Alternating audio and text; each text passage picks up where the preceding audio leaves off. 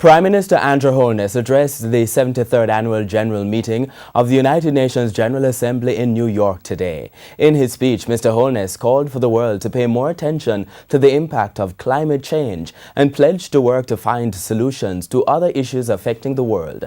TVJ's Dashan Hendricks reports. Prime Minister Andrew Holness delivering a central message to the United Nations General Assembly on Thursday.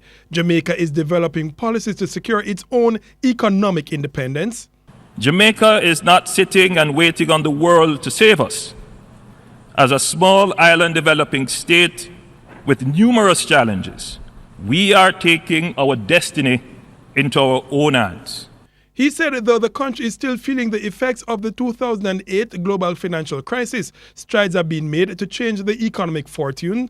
Looking outside the nation's borders, he said Jamaica will work with other nations to solve issues too big for any one country, including climate change.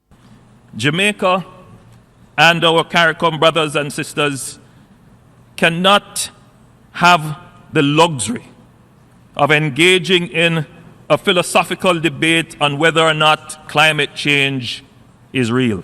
He said the estimated $229 billion in losses the region suffered from hurricanes last year are enough proof. Now he joins global leaders to help raise $100 billion per year up to 2020 for climate change issues.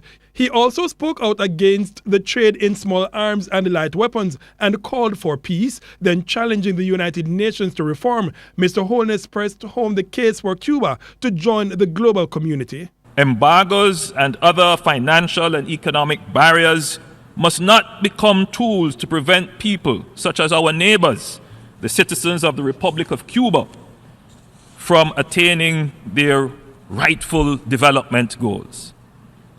Jamaica continues to call for a lifting of the embargoes against that country.